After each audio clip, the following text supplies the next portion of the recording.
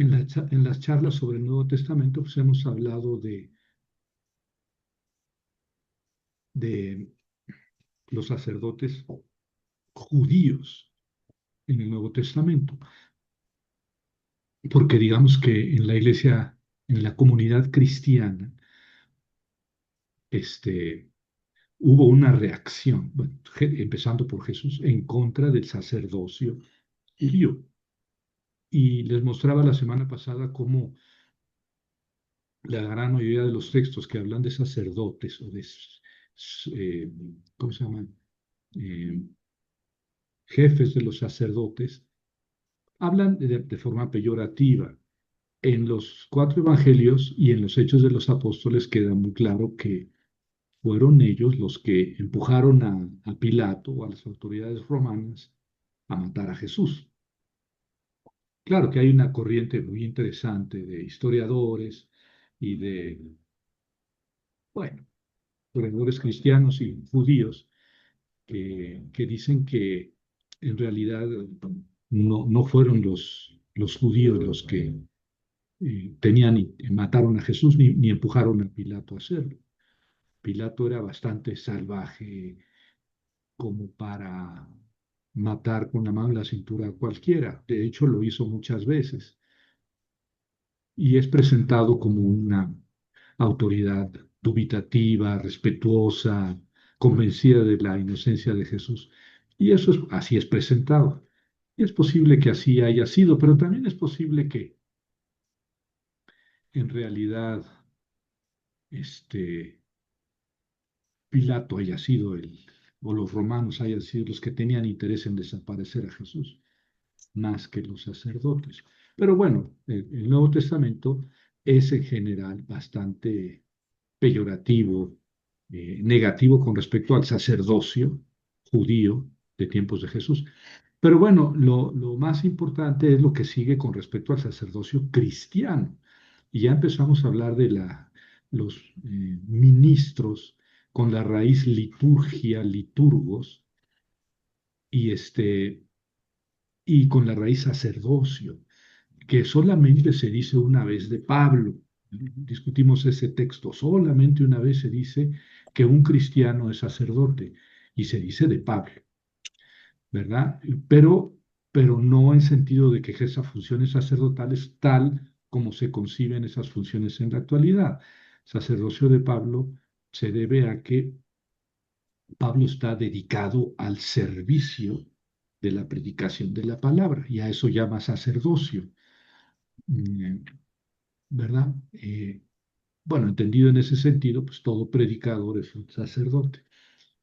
Y luego en ese mismo texto dice que Pablo es sacerdote porque ofrece las vidas y las ofrendas de los creyentes a Dios. Sin embargo, Pablo mismo y muchos otros textos del Nuevo Testamento dicen que todos los creyentes ofrecen su vida y sus acciones a Dios, de modo que esa no es una actividad que quede en una o dos personas. Todo cristiano puede ofrecer su vida a Dios. Y en ese sentido, todo cristiano es sacerdote, y de eso vamos a hablar después. Y el otro sacerdote en el Nuevo Testamento es Jesús. Jesús es el único mediador, porque entre Dios, que es Dios, y los seres humanos, que son seres humanos, hay una persona que es Dios y que es humano. Entonces participa, digamos así, de la naturaleza divina y de la naturaleza humana. Y entonces es el único que puede ser mediador, es decir, sacerdote entre Dios y los hombres. Pero eso se dice solamente de Jesucristo. Y entonces ahora vamos a seguir profundizando en el tema sobre los nombres o las funciones que en las iglesias del Nuevo Testamento tenían la dirección de las iglesias. Básicamente son tres títulos, tres tipos de personas que poseían autoridad de dirección en las iglesias: el presbítero, el diácono y el episcopo, que en el español contemporáneo conocemos como diácono o diaconado, eh, sacerdote o presbítero y obispo, episcopo, obispo. Sin embargo, hay que tener muy en cuenta que esas tres funciones de las que vamos a hablar ahora eh, no son las funciones que desarrollan en la actualidad o su identidad no es la identidad que en la actualidad tienen diáconos, presbíteros y obispos. No, hay que deshacerse de esa idea para poder entender los textos. Vamos a leer ahorita algunos textos. No, el diácono de que habla el Nuevo Testamento no es el diácono que se conoce en la actualidad. El presbítero del que habla el Nuevo Testamento no es el presbítero de la Iglesia Católica en la actualidad, y el episcopo no es el obispo. Eso hay que tenerlo muy claro porque luego los términos confunden. Ah, ya ves, pues ahí está el obispo y el presbítero, sí, pero ¿qué función tiene el presbítero y el episcopo? Eso es lo que vamos a ver ahora, ¿verdad? Y luego, así de, digamos, de lejos, voy a hablar de algunas otras funciones o ministerios en la comunidad. El profeta, el apóstol, ¿verdad? Que tenían una función en la comunidad cristiana. Y vamos a derivar en, en en Jesucristo como único sacerdote, como único sacerdote. Es decir, ya en otra conferencia hablé de si Jesús fundó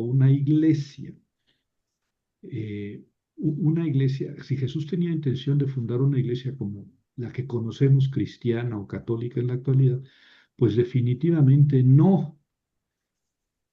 Jesús pensaba que el mundo se acabaría en su propia vida, durante su propia vida o la vida de sus discípulos. En verdad les digo que no pasará esta generación antes de que todo esto suceda. Jesús era un profeta escatológico, anunciante del fin del mundo. Y los cristianos, todos los cristianos, pensaban que el mundo se acabaría muy pronto, ¿verdad? Incluso el Apocalipsis, que es, si no el último de los últimos libros que se escribe, pues anuncia el fin del mundo para allá, ¿verdad? Ya queda poco tiempo. O sea, todo el Apocalipsis es, digamos, nos tienen en el borde, en el filo, porque ya ese momento ya viene, el momento final ya, no al rato, mañana, pero ya viene, ya está. Así es el Apocalipsis. Eh, y bueno, pues así eran los primeros cristianos, ¿no? Después de la primera generación de los apóstoles, etcétera, el cristianismo tuvo que hacerse a la idea de que Jesús no iba a venir muy pronto. En la actualidad, pues muchos grupos cristianos dicen que sí, que ya falta poquito, pero ya tenemos 2000 años así y ya la inmensa mayoría decimos, ay, sí, espérate, ¿no? Mejor como que hay que acostumbrarnos a que el cristianismo hay que vivirlo toda la vida y morir con el cristianismo, ¿no? Y dejarlo como herencia a las generaciones siguientes. Esa es nuestra, digamos, la idea de la inmensa mayoría, aunque siempre ha habido algunos eh, apocalípticos o escatológicos que dicen que ya estamos al borde, eh, al borde religioso, es decir, de la venida de Jesús, porque ahora pues el fin del mundo se avisora, pero más bien porque hay algunos idiotas que tienen un botón rojo en su cuarto y pues no lo oprimen porque, pero llegará el momento, esperemos que no pronto, pero puede ser en cualquier momento que alguien decide, bueno, sabes que aquí empieza eh, aquí se desata la primera fichita de dominó que impulsa todas las reacciones automáticas nucleares de los grandes países con bombas atómicas. Pero la idea del fin del mundo en el sentido religioso ya no es tan acuiciante como lo era en el Nuevo Testamento. Bueno, pero todo esto ¿por qué? Porque si Jesús no pensó en establecer una iglesia estructurada, jerárquica, duradera, pues tampoco pensó en sacerdotes para esa iglesia. también tenemos que acostumbrarnos a esa idea.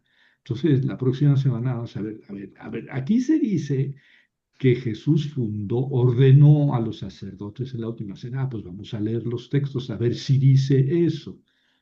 Porque miren, pues ya estamos en un mundo muy plural y tenemos que ser plurales aunque no queramos. Y los protestantes, desde siempre, pero si nos remitimos por ejemplo, a Lutero, con la Reforma Protestante del siglo XVI, pues él leía los textos que los católicos leen, los mismos textos. Y él decía, pero aquí ¿dónde dice que Jesús ordenó sacerdotes? Y el católico, sí, sí, ahí dice. No, pues no dice. No, ahí lees tú eso. Ahí leen los católicos eso. Llevados por la historia de la iglesia, por miles de años, cientos de años, leyendo eso, pensando eso, y también los cambios históricos que se dieron en la iglesia cristiana, llevaron al desarrollo del sacerdocio, sí, pero mire ya lo que dije, llevaron al desarrollo del sacerdocio, no que Jesús lo haya instituido.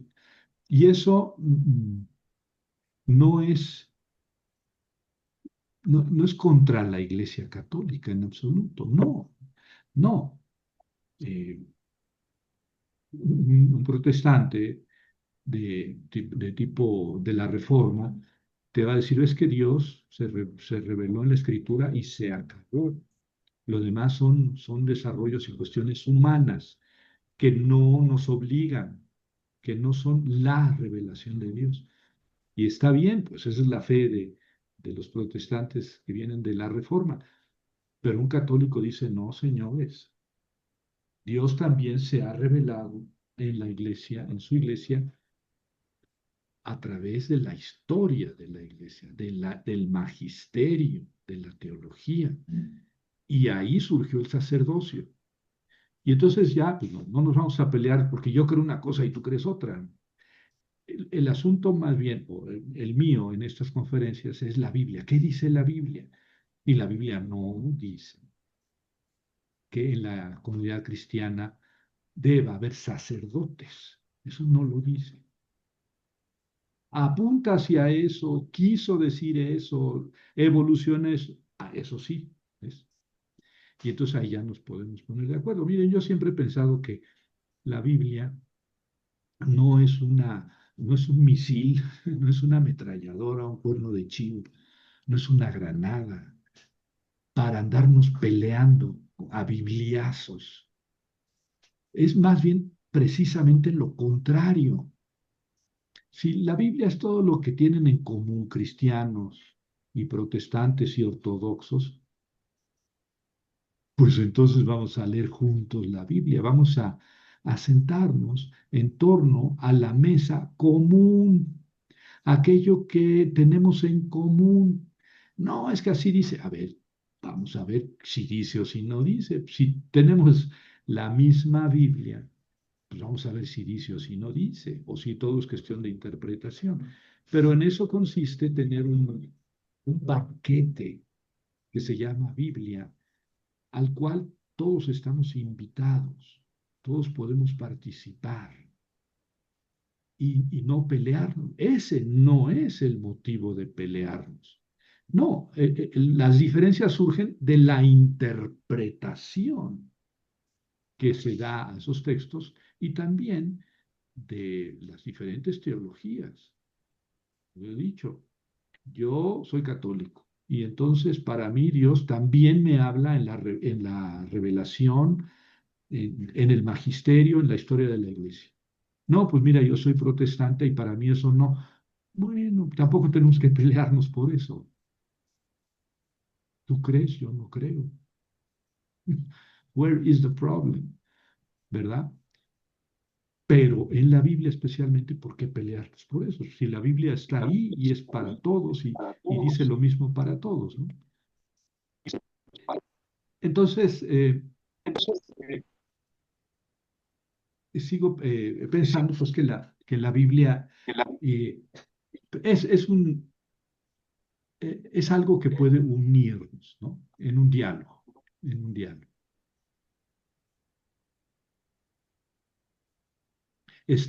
Entonces ahora vamos a hablar ya de manera, digamos, más precisa les pongo aquí el apunte, que también se lo puedo subir la próxima semana, sobre presbíteros, episcopos y diáconos. Creo que es, digamos, el banquete principal de hoy. ¿Qué son los presbíteros en el Nuevo Testamento? ¿Verdad? Presbítero quiere decir literalmente anciano. ¿Sí? La presbicia, pues es la vista cansada, la vista de los viejitos. Entonces, presbítero, presbiteros en griego, quiere decir simplemente anciano.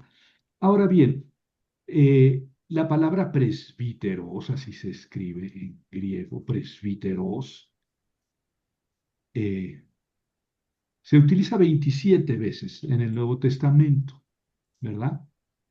Eh, Sus funciones se ven en varios de de las 27 veces. En Santiago, Santiago, así la puse aquí, fíjese, Santiago, y acá puse JC, que es Jacobo. Es que el nombre es en realidad Jacobos en griego, pero ya canonizado es San Jacob, y entonces es Santiago, pero es exactamente lo mismo, ¿no? En 5.14 se especifican sus funciones, aunque de manera muy general. Dice Santiago, si alguno está enfermo, que llame a los presbíteros, a los ancianos, para que oren sobre él y le unjan con aceite.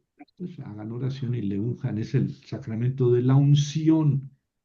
¿Y quiénes administran ese? Pues los presbíteros, presbiteroi en plural, en griego. O sea, los ancianos, ¿verdad? Y luego en Pedro, la primera carta de Pedro, capítulo 5 versículos 1 a 4 se dan algunas advertencias a los presbíteros. Se dice, ustedes deben apacentar la grey que les fue confiada. O sea, tienen cierta función de mando los presbíteros. ¿Mm? Función, digamos, que podríamos pensar sacerdotal solamente aquí, ¿verdad? Donde dice que si alguno está enfermo, que pida a los presbíteros que oren sobre él y le unjan, ¿verdad? Algún rito que no conocemos bien de unción de enfermos. Que después se teologizó y se le llenó de un contenido, pero que aquí, pues, eh, está muy simplemente dicho, ¿verdad? La comunidad cristiana de Jerusalén, bueno, pues Jerusalén era el centro donde nació el cristianismo, tenía presbíteros, sí, ahí en 16, en Hechos de los Apóstoles 16, 4 a 6, menciona a los presbíteros junto con los apóstoles, ¿verdad? O sea, que tenían cierta autoridad los presbíteros y los apóstoles. Vean, dice este texto que me pareció interesante. Son 3 versículos. Al llegar a Jerusalén, fueron recibidos por la iglesia, Pablo y Bernabé. Llegaron a Jerusalén, fueron recibidos por la iglesia, por la comunidad, por los apóstoles y los presbíteros, ¿verdad? ¿Quiénes son los apóstoles? Pues los que conocemos. Y los presbíteros, los ancianos de la comunidad que tenían alguna función de dirección en la comunidad. Los ancianos en las comunidades judías, de la diáspora especialmente, tenían digamos así, consejo de ancianos. Ya lo dije la vez pasada. El anciano era una autoridad por tener canas o por no tener mucho cabello ya, por la edad. No necesariamente había que ser viejo de edad para ser anciano, sino sabio, prudente, ser reconocido o reconocida como una persona sabia y prudente. Y entonces eso, con la elección de la comunidad, le daba la facultad de, de, de sentenciar en cuestiones judiciales que fueran propias de la comunidad, ¿verdad? O de dirigir por dónde debía ir la comunidad en determinado asunto. Esa era la función de los ancianos. Y esa función pasó al cristianismo. Los cristianos asumieron esa función de los ancianos. O sea, aquí Pablo y Bernabé, fíjense que son los dos grandes misioneros de los Hechos de los Apóstoles, van a Jerusalén, son recibidos por los apóstoles y los ancianos y relataron cuanto Dios había hecho por medio de ellos. Pero unos de la secta de los fariseos que habían creído se levantaron y dijeron, es necesario que ellos se circunciden, o sea, los paganos, ¿verdad? Se circunciden y mandarles que guarden la ley de Moisés. Este fue el primer gran pleito, el primer gran motivo de el primer concilio, que es este que estoy leyendo.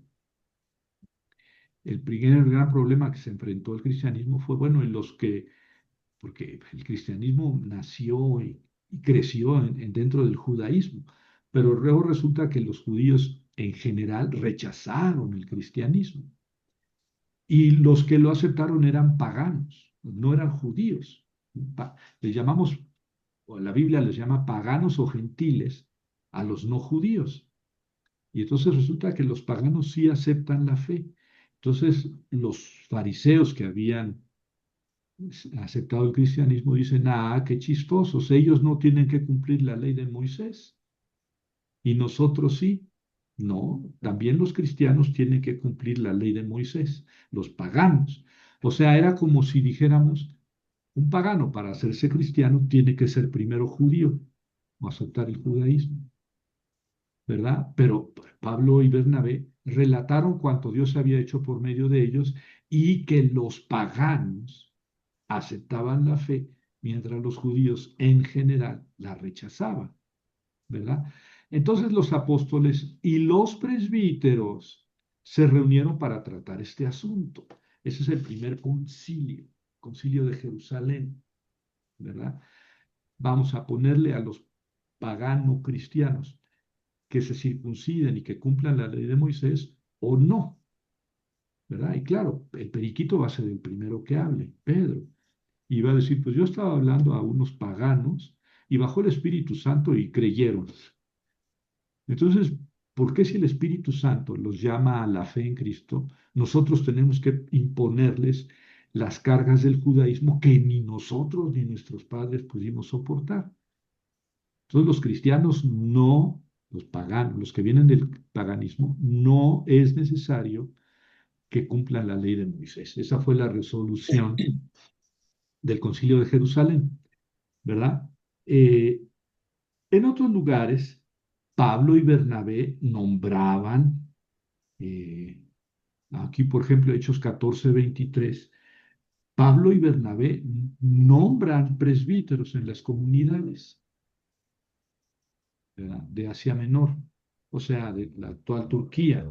Ellos hicieron su primer viaje misionero, ustedes saben, por ahí, por Asia Menor, y luego regresaron. Y cuando empezaron el segundo viaje, empezaron por ahí y luego ya pasaron hacia el oeste, hacia Troya y después hacia Macedonia y Grecia.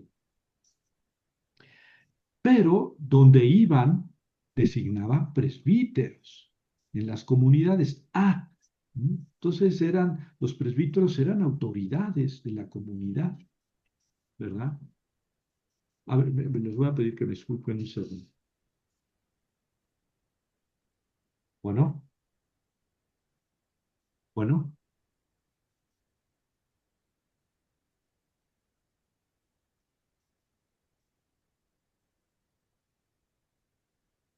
es que luego me habla el Papa para pedirme consejo y no quiero dejarlo en visto. Bueno, y ya está. Y luego, dice Pablo en la carta a Timoteo, o el que escribiera la carta a Timoteo, le dice a Timoteo que no se olvide que recibió la imposición de las manos de los presbíteros. Sí, así le dice Pablo a Timoteo. No descuides el carisma que está en ti, que te fue dado por las profecías a través de la imposición de las manos del presbiterio. Entonces los presbíteros le impusieron las manos sobre Timoteo, como para que fuera el jefe, el representante de ellos, que recibiera un carisma. Ojo, no se le está dando ni a Timoteo ni a los presbíteros ninguna función sacerdotal. Estas son funciones de dirección de la comunidad, ¿verdad? Pero entonces le dice, tú recibiste el carisma de la imposición de manos de el presbiterio, ¿verdad? Pero luego en la segunda carta a Timoteo dice que él, Pablo, le impuso las manos a Timoteo. O los dos, ¿verdad? Pues Pablo le impuso las manos, pero luego tal vez Pablo en una ceremonia más bien privada, con poca gente, le impuso las manos a Timoteo, y luego los presbíteros de la comunidad, los jefes, los administradores de la comunidad, le impusieron las manos a Timoteo como para investirlo de la autoridad mayor dentro de la comunidad, ¿verdad? Eh, Otros textos solamente nos informan que había presbíteros en varias comunidades, ¿verdad? Aquí les voy a leer esto que puse en negritas. Por todos estos testimonios que hablan de presbíteros, le dije que 27 veces aparece la palabra presbítero o presbíteros en el Nuevo Testamento. Por todos estos testimonios podemos pensar que el presbítero tenía un cargo importante en el gobierno de la comunidad y que era designado por la autoridad religiosa, sí, pues es una comunidad religiosa. Entonces la autoridad religiosa, el apóstol o los presbíteros, o etcétera, nombran a los presbíteros para que funjan como autoridades en la comunidad, ¿verdad? Solamente en Santiago 5:14 se dice que tenían una función sacerdotal, esto de imponer las manos y ungir a los enfermos, ¿verdad? Y luego en el Apocalipsis también aparecen presbíteros, ¿verdad? Los 24 ancianos. Recuerden que el Apocalipsis es una gran visión de Juanito que se da en torno al altar o al trono de Dios. En el mero centro está Dios Padre, cuya figura no se ve, es como piedra hermosa, cuya irradiación se ve, pero la piedra en sí no. Y luego está el Cordero como degollado, Jesucristo, ¿verdad? Con el libro de los 7 sellos. Y luego están los cuatro seres vivientes, uno como león, uno como buey, uno como águila y uno como ser humano. Y luego están los 24 ancianos en 24 tronos. Entonces uno se imagina, son 24 ancianos, presbíteros, en 24 tronos, pues son los que van a gobernar, ¿verdad? Eh, ¿Y por qué 24? Seguramente son los 12 apóstoles y las 12 tribus de Israel, es decir, es algo así como la comunidad completa. Y luego uno de ellos, de esos 24 ancianos, vuelve a aparecer, ¿verdad? Eh, Uno de los ancianos que estaban en los tronos dice o hace, pero no tenemos mayor información, ¿verdad? Sobre su identidad. Bueno, ¿quiénes son esos señores? Bueno, están en tronos, están alrededor del trono de Dios, son como los representantes o los jefes de las comunidades cristianas. Solamente en 5:8 dice que realiza alguna función sacerdotal de mediación, ofrecer al Cordero, a Jesucristo, las oraciones de los creyentes. Ellos son los que ofrecen las oraciones de los creyentes al Cordero. Es una función sacerdotal, que ya dijimos que Pablo también es el que ofrece las oraciones y las vidas de los cristianos a Dios. Pablo lo dice porque está predicando a paganos. Dice, yo llevaba sus oraciones a Dios. Pero después el mismo Pablo, Lucas, y etcétera, dicen, bueno, es que todo cristiano lleva a Dios, ofrece a Dios sus oraciones, ¿verdad? Que estoy diciendo que no es una función estrictamente de un ministro sacerdotal, sino que es una función de todos los cristianos, esto de ofrecer la vida a Dios. Y esto es bien importante, porque si es verdad que en el Nuevo Testamento no se habla de un grupo de sacerdotes en la iglesia cristiana que funjan como tales en las comunidades, de eso no se habla, sí se habla de que todos los cristianos son sacerdotes. ¿No?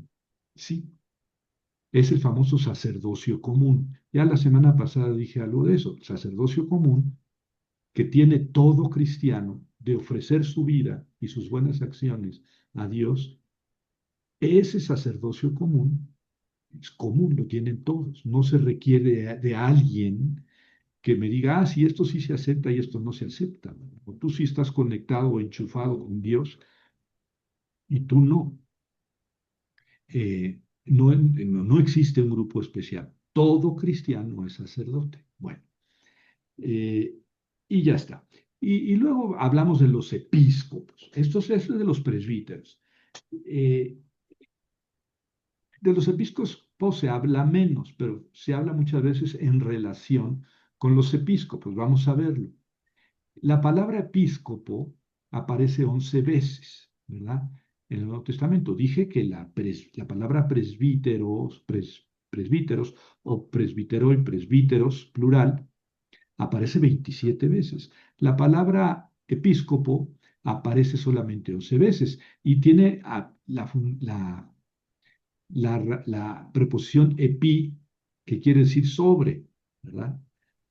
También así se utiliza en español, con la preposición epi quiere decir sobre. El epicentro, el epidídimo, que quiere decir encima, sobre. Y scopos, que quiere decir espía, vigilante, ¿verdad? Entonces, episcopos es el que ve de arriba, el que vigila de arriba. Literalmente, etimológicamente es eso, ¿verdad? Super, que está encima, visor, el que ve de arriba. Y yo cuando voy en el carro y veo que adelante va un supervisor, yo digo, ah, mira, ahí va un obispo, un episcopo. Eso es literalmente, ¿verdad? Eh, entonces aparece 11 veces.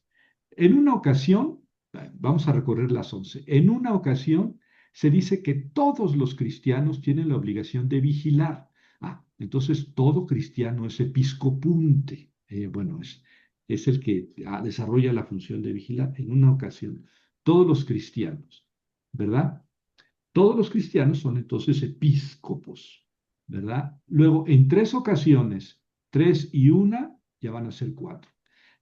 En tres ocasiones se usa la palabra episcopo, y aquí está en plural, para hablar de la supervisión de Dios, es decir, es Dios el que va a supervisar. Dios cuando venga a supervisar cómo van las cosas, ay mamá, porque ¿quién puede chantajear o ocultarse de Dios? ¿Verdad? Se puede traducir por visitación, la visitación de Dios, la supervisión de Dios, ¿verdad? Entonces ya van cuatro, ¿verdad? Eh, la tercera vez que se dice esto de Dios está en 1 Pedro 2:25. Se dice que Jesús es el episcopos de los cristianos, ¿verdad? Dios mismo.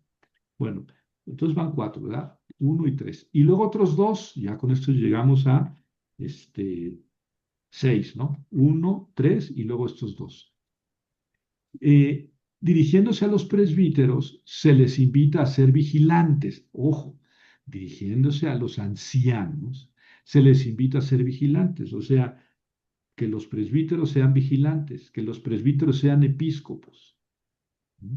Oye, pero ¿cómo puede ser eso? Sí, sí puede ser. Sí puede ser. No hay una distinción clara en el Nuevo Testamento entre presbíteros y episcopos. No, no hay una división clara. Algunos dicen que sí hay una distinción clara, pero esos son muy sacerdotes, muy católicos, porque he leído y releído los textos, no hay una distinción clara. Aquí se dice en dos textos que los presbíteros deben ser episcopos, ¿verdad? En Hechos 20:28, Pablo reúne a los presbíteros de Éfeso, cuando ya va de regreso de su segunda misión, y reúne a los presbíteros de Éfeso, ¿verdad? Y dice, ustedes son vigilantes, o sea, ustedes son obispos, vigilen sobre su grey. Y la otra es una primera carta de Pedro 5:2, donde invita a los presbíteros a que pastoren el rebaño de Dios vigilándolo. Episcopuntes es el verbo, el participio. Vigilando. Entonces, uno y luego tres y luego estos dos, ya llevamos 6 textos. Decíamos que eran 11. Después, eh, estos dos textos se unen a Tito en cuanto parecen identificar presbíteros y episcopos, ¿verdad? Sobre 1 Pedro 5:1-4, que es esta que acabo de mencionar, dice un autor, me parece que es un sacerdote: constatamos la equivalencia entre presbíteros y episcopos, igual que en Tito 5, perdón, 1:5 y 7. Estamos pues en esos tiempos antiguos en los que la dirección de la comunidad se ejerce de forma colegiada, sin descollar todavía el episcopo monárquico. Esa idea de la Iglesia Católica, cuando el episcopo es el jefe de los sacerdotes, es el monarca de una diócesis, eso es una idea que no está en el Nuevo Testamento. Eso lo dice este autor también. Eh, todo este trabajo tiene muchas notas, porque no es que tampoco es una cosa muy delicada como para que yo esté echando de mi ronco pecho. No, todo está estudiado. Finalmente, eh, habrá quien me pueda decir con toda libertad, no tienes razón, eso no es así. Bueno, vamos a discutirlo, pero yo no estoy inventando, ¿no? Finalmente, hay 5 textos, o sea, dijimos uno, luego tres, luego dos, son 6. Y luego hay 5 textos en los que los obispos tienen una función determinada en la comunidad. Por ejemplo, aquí voy a ponerlos, ¿verdad? En Hechos 1:20, Pedro dice que Judas dejó un servicio ministerio, Judas Iscariote, dejó su episcopado, Judas, y entonces hay que cumplir su episcopado, hay que suplirlo. ¿Ven? Hasta dónde se puede ir la palabra episcopo? Es un servicio o un ministerio, pero Judas hizo el suyo y luego traicionó, ¿verdad?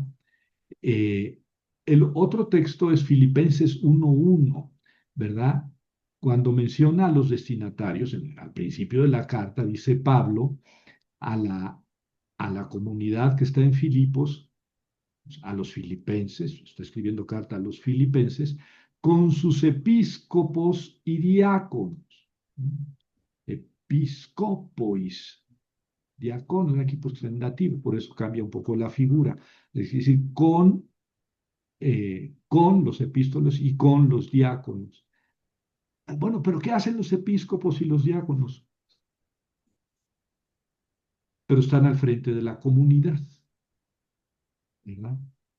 Luego, la tercera, en Timoteo, primera Timoteo 3:1 dice que el cargo de episcopo es digno y que se puede aspirar a ese cargo. Sí, pues, el que quiera ser obispo, sí, es un cargo digno, ¿verdad? Aspire a eso, o sea, se puede aspirar a eso, prepararse para hacerlo. Es el tercer sitio. La cuarta es en la primera carta a Timoteo, lo que sigue después ¿verdad? En el mismo capítulo, lo que sigue, dice cuáles son las características del episcopo.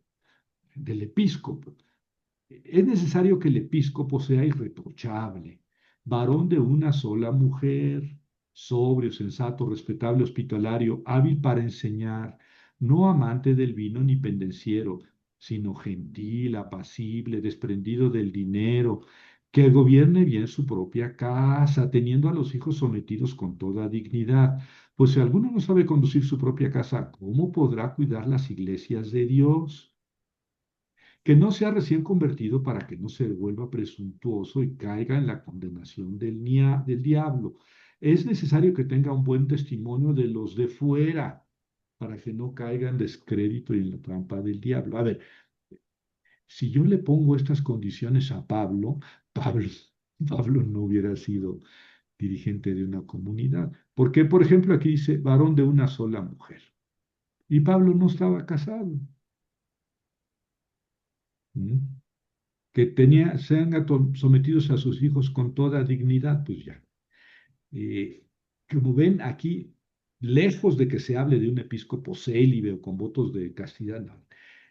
Es una función que se realiza en la comunidad, no aparece por ningún lado que sea una función sacerdotal, ¿verdad? Pero sí es una persona que tiene que tener ascendiente moral sobre la comunidad. Y el otro, el quinto, es Tito. Tito, capítulo 1 versículo 7 y también da una lista de las características que deben distinguir a los episcopos. Pero ahí los episcopos son los presbíteros, están identificados, sorry.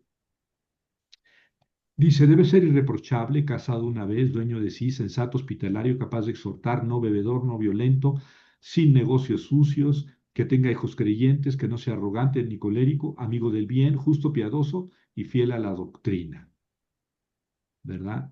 Dice así, el motivo de haberte dejado en Creta, le está escribiendo Pablo a Tito, lo dejó como jefe de la comunidad de la iglesia en Creta. Fue para que acabaras de organizar lo que faltaba y establecieras presbíteros en cada ciudad. Entonces tú, Tito, estás ahí puesto por el apóstol Pablo para que establezcas presbíteros en cada ciudad, como yo te lo ordené. El candidato a ser presbítero debe ser irreprochable, casado una sola vez, cuyos hijos sean creyentes, no tachados de libertinaje ni de rebeldía, porque el episcopo, como administrador de Dios, debe ser irreprochable, ¿verdad? Bueno, o sea, así la característica que debe tener el episcopo. Y ya está, esos son los 5 textos, ¿verdad? No es posible, a partir de los textos que tenemos, definir bien las funciones que tenían los obispos en las comunidades, ¿verdad? A veces se confunde con los episcopos, pero era digamos, una función de mando, de gobierno. Eh, Aunque en la carta a Tito el episco aparece en singular, no se puede afirmar que era el único dirigente de la comunidad, ¿no? Puede haber varios obispos y presbíteros, como dice la carta a los filipenses, a los filipenses con sus presbíteros y obispos. Eh, Dice, esa es una cita que les pongo, de Pierre, no, de Rod. Bueno, es una cuestión, digamos, del diccionario teológico. El obispo monárquico, como dirigente único de la comunidad, aparece por vez primera en Ignacio de Antioquía. Esto es después del Nuevo Testamento. Pero no es seguro si Ignacio describe una situación ya existente o propone más bien requisitos ideales que no corresponden a la realidad. Sí, se ha hablado mucho de esto, pero es a principios del siglo II, 110, 120, Ignacio de Antioquía. Pero él ya habla de un episcopo, digamos, que preside a toda una comunidad. Pero eso es fuera del Nuevo Testamento. Bueno, ya está. Y después de esto tenemos que hablar de los diáconos. Aquí hablo un poco de la discusión del catolicismo temprano, el Frühkatholizismus en alemán, que dice que en las cartas de Timoteo y Tito, especialmente, que son las últimas que se presentan como de Pablo, que pues seguramente no son de Pablo, ya se establece una jerarquía de presbíteros y episcopos sobre las iglesias y que ahí ya se ve, digamos, no las enseñanzas de Jesús, sino la necesidad de la iglesia de estructurarse. Y por eso le llaman catolicismo temprano, frío y catolicismo. Eh, sea como fuere el asunto, está en el Nuevo Testamento, sí se ve que es una evolución, digamos, ya más adelantada de las comunidades y pues, se percibe la necesidad de ciertos dirigentes que tengan cierto respaldo en la autoridad de los demás apóstoles, pero independientemente de que ahí se refleje, digamos, no tanto la enseñanza de Jesús cuanto la vida de la iglesia, independientemente de eso, no se habla de funciones sacerdotales, ni de presbíteros, ni de episcopos. Bueno, vamos con los diáconos. La palabra diáconos quiere decir servidor y el verbo diaconeo quiere decir servir. En general, se utiliza muchas veces como servir a la mesa, ¿verdad? En estado, digamos, en un ambiente completamente laical, ¿verdad? Mi diaconisa es la muchacha que me ayuda a limpiar la casa, así en ese sentido. Pero claro, dentro del ambiente cristiano, de la comunidad cristiana, el diácono, la diaconisa y el verbo diaconeo toman un cariz de servicio a la comunidad cristiana en cuanto cristiana. ¿Verdad? En Hechos 6, 1, 3, se ve la polivalencia de esa palabra. Este texto es muy interesante. Fíjense, en aquellos días, al aumentar el número de los discípulos, estamos en Hechos de los Apóstoles capítulo 6, la iglesia apenas está naciendo, Jesús se acaba de morir y se acaba de ir al cielo y acaba de venir el Espíritu Santo y la comunidad empieza a crecer, los discípulos. Al aumentar el número de los discípulos, hubo quejas de los griegos, de los discípulos griegos, en contra de los hebreos, porque había negligencia en el servicio cotidiano de sus viudas. O sea, el grupo de viudas pues, seguramente era numeroso y no tenían servicio. ¿A qué se refiere ese servicio? Pues no nada más a la comida, aunque también se refiere a toda la atención que se debe dar a un grupo de gente vulnerable dentro de la comunidad. Este, pero aquí dice, había negligencia en el servicio. En griego dice entediaconía, en el servicio cotidiano de sus viudas. Los 12 convocaron a la multitud de discípulos, fíjese, los 12 apóstoles. Claro, ya Judas había sido suplido, ¿verdad? Convocaron a la multitud de discípulos a los demás discípulos y dijeron, no es lo más adecuado que nosotros dejemos el servicio de la palabra de Dios para servir a las mesas. Diaconein es el infinitivo, para servir, diaconein, a las mesas. Sí, pues es parte del servicio a las viudas, ¿verdad? Servir las mesas, asegurar que tengan comida. Hermanos, escojan 7 hombres de entre ustedes que tengan buena reputación, que estén llenos del espíritu y de sabiduría. Ellos se encargarán de esa responsabilidad, el servicio, de la atención a las viudas. Nosotros continuaremos dedicándonos a la oración y al servicio, a la diaconía de la palabra. Ah, entonces lo que hacen los diáconos es servir a una cosa, digamos, más inmediata, a lo humano, a lo material, las viudas, gente pues, que está en necesidad, que está vulnerable, hay que atenderlas. O sea, hay diáconos para eso, que es que las van a servir. Y nosotros vamos a ser diáconos de la palabra. ¿Sí? Nosotros nos vamos a dedicar al servicio, a la diaconía de la palabra. Entonces, ¿cuál es la diferencia? No, pues ninguna. Es que no estamos hablando aquí de puestos, no. Es importante el servicio, de la palabra, la predicación, y es una diaconía. Pablo la llama sacerdocio, cuando hablando del mismo. Aquí se le llama diaconía, y lo que hacen esa gente es atender a las viudas, es una diaconía.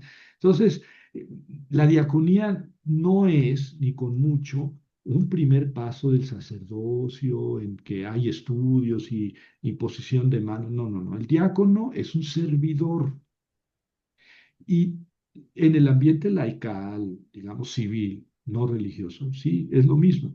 Pero dentro de la comunidad cristiana, pues toma un carisma, un cariz especial, no es un servicio a la comunidad. Bueno, y luego, eh, aquí están en 1 Timoteo 3 8 13, se habla de las condiciones del diácono. Y aquí me parece que en el versículo 11 habla de las diaconisas. Dice así. Igualmente los diáconos deben ser honorables, no dobles. Ya ven que da características de los episcopos, de los presbíteros y ahora de los diáconos. Los diáconos deben ser honorables, no dobles, no muy apegados al vino ni avaros, que mantengan el misterio de la fe con conciencia pura. Deben ser probados primero, entonces si no tienen reproche podrán ser diáconos. Bueno, no es cualquier cosa. Que las mujeres sean igualmente honorables, no acusadoras, sobrias, fieles en todo. Y uno dice, bueno, ¿y aquí qué tienen que ver las mujeres? Si estamos hablando de los diáconos. Pero fíjense que en el versículo 12 vuelve a los diáconos. Que los diáconos sean varones de una mujer, de hijos bien gobernados junto con los de sus propias casas. Los que han sido buenos diáconos obtienen un grado honroso para ellos mismos y mucha autoridad en la fe en Cristo. Entonces vean que los versículos 8 y 9, no, 8, 9 y 10 hablan de los diáconos. Y luego los versículos 12 y 13 hablan de los diáconos. Entonces, ¿qué hace ahí en medio el versículo 11 que habla de las mujeres? Entonces, lo que suponemos, los que nos dedicamos todo el tiempo a leer esto y no tenemos mucho más que hacer, no, sí tenemos que hacer, pero nos gusta meternos a esto para compartirlo. Pensamos que aquí las mujeres son las diaconisas. Ujú. Entonces, el versículo 8, 9 y 10 hablan de los varones diáconos, los versículos 12 y 13 de los varones diáconos, pero el versículo 11 habla de las mujeres, no de las mujeres en general, seguramente es de las mujeres diaconisas. No tendría que hacer aquí este versículo si hablara de las mujeres en general. Seguramente está hablando de las mujeres diaconisas. Bueno, pero como ven, ahí están sus características, etcétera.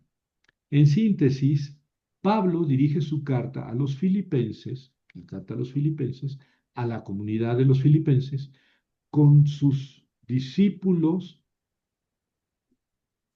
con sus episcopos, aquí puse sus discípulos, con sus episcopos, porque lo acabo de leer hace unos minutos, con sus episcopos y diáconos. Así dice. Es que arriba dije que con los presbíteros y diáconos, y ya es decir, en Filipenses 1:1 les dije que con sus... Pero aquí está, aquí tengo la Biblia, entonces dice carta a los filipenses.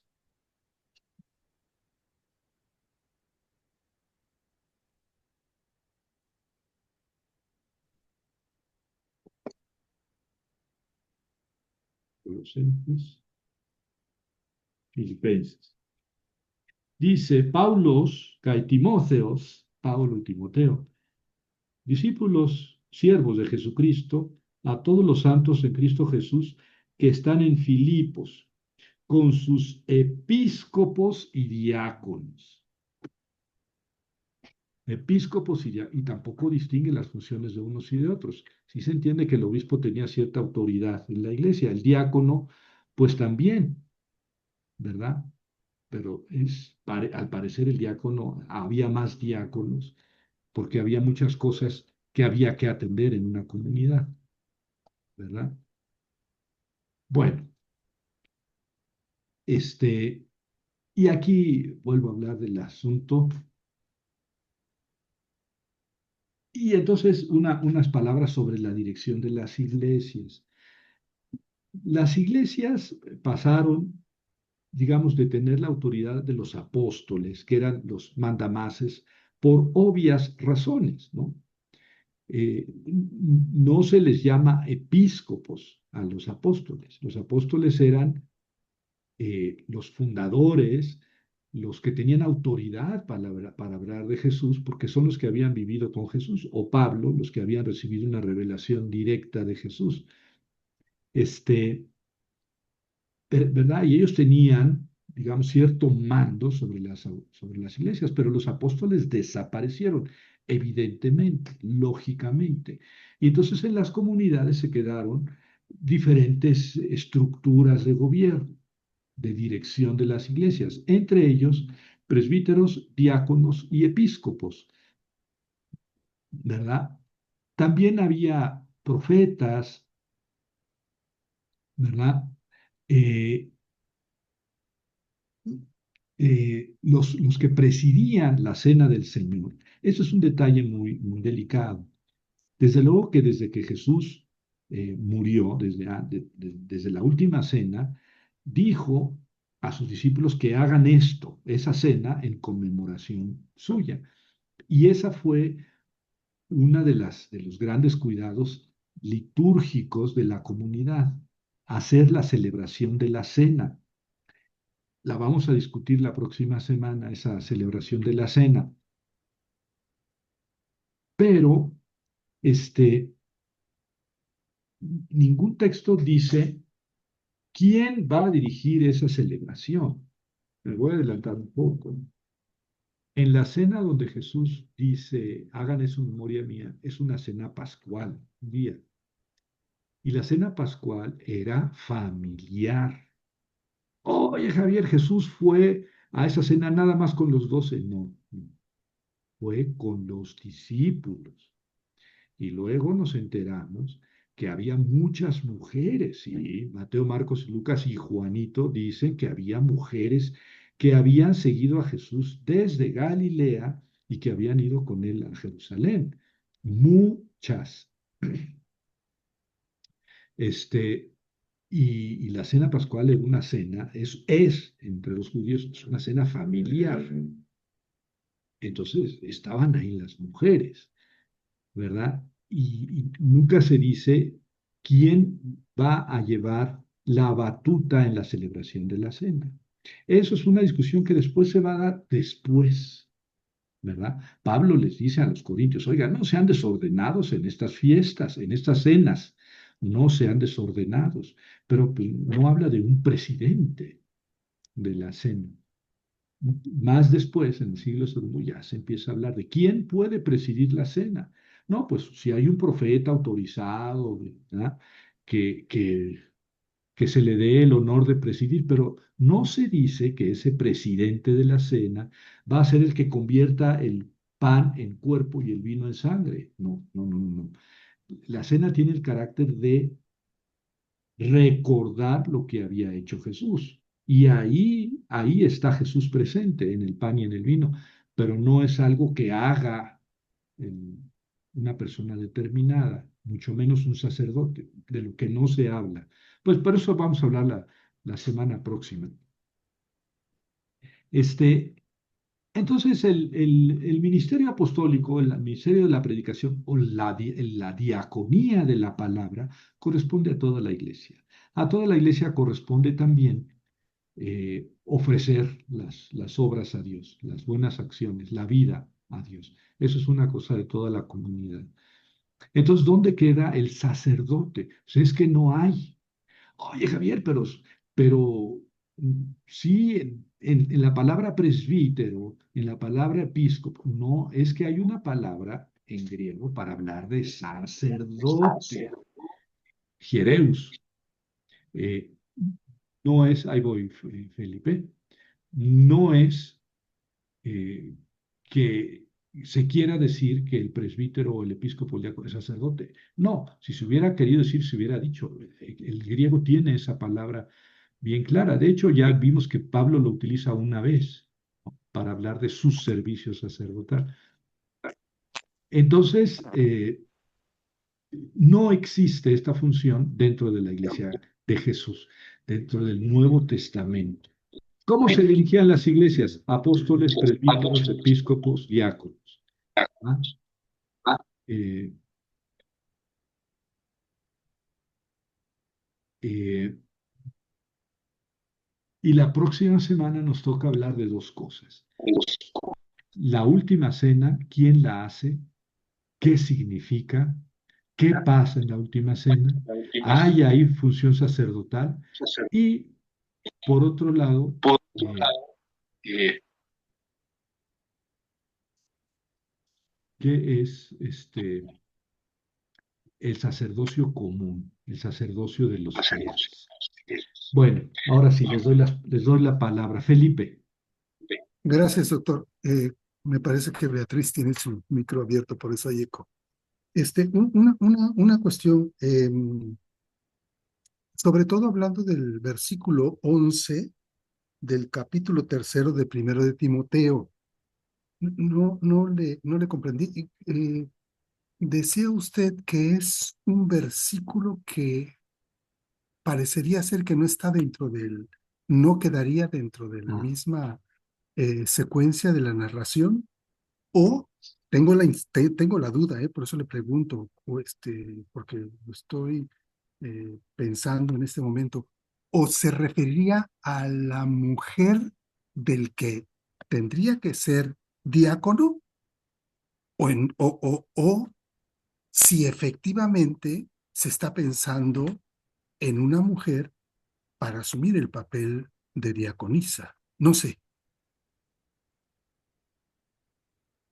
bueno, sí, podría ser así, digamos, un poco quiriarcalmente, visto como, no está hablando de las mujeres diaconisas, sino de las esposas de los diáconos. Eh, es posible, es posible que sean las esposas de los diáconos o que sean las diaconisas. Yo creo que es igualmente posible una y otra. Sí,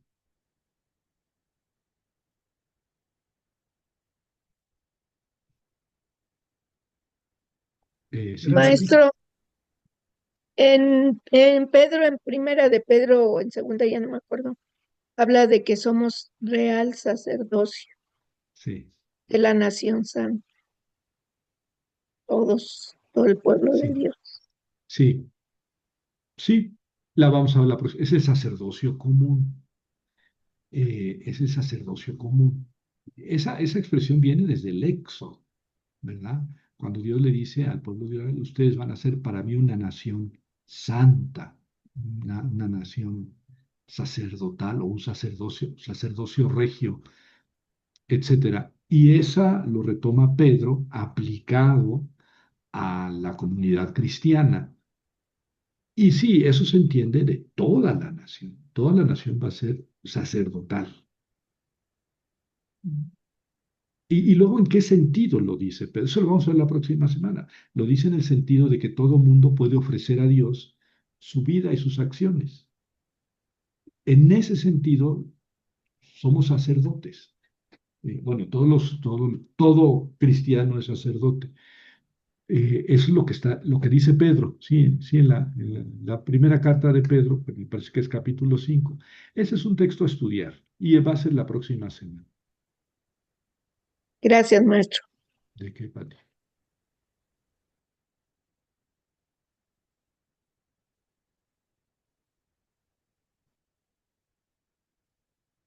Hola.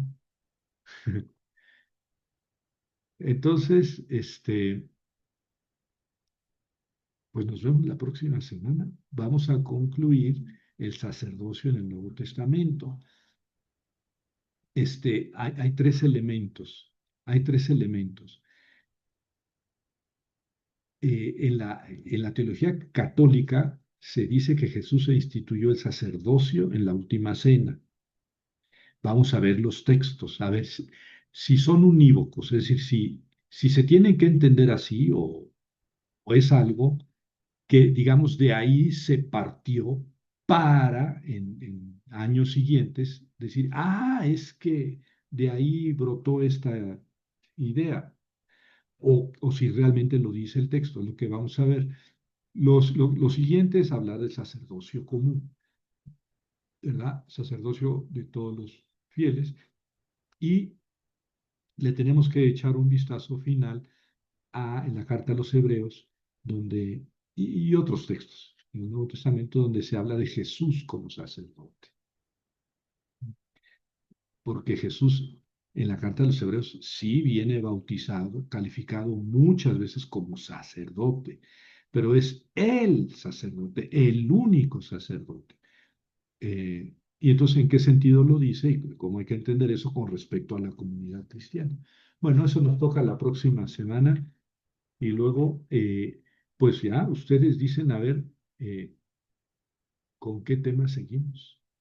Ya ven que a mí me gusta de Génesis a Apocalipsis. Cualquier cosa que me pongan a estudiar, me ponen a estudiar y de eso hablamos. Bueno, yo comparto y con mucho gusto mi investigación al respecto. La próxima semana les voy a enviar este apunte, con mucho gusto, para si lo quieren tener ahí, digamos, para darle alguna otra leidita. La próxima semana se lo envío. Bueno, entonces, si no hay más preguntas o comentarios, les mando un abrazo y nos vemos el próximo